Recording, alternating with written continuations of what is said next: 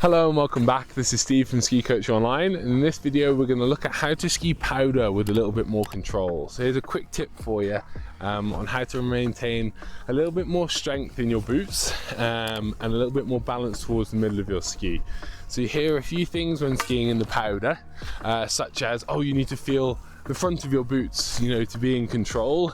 But then a lot of people say, oh, you need to lean back so that the skis can float through the snow.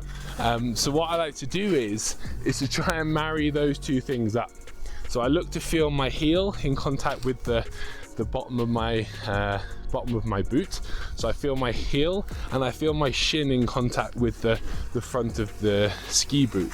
If I do that, that allows me to have a bit more control of my ankle joint, and that gives me a little bit of strength as I'm then skiing through this chopped up stuff. If I don't have that control or strength in my boots, what's going to happen when I ski through this chop is it's going to grab hold of my ski and jerk me around a little bit more than I want it to, and that'll throw me off balance. Keeping that little bit of tension in the ankle and in the feet helps you then to power through some of that chopped up or powdery type snow. So try this one when you're next out in the chop or in the powder.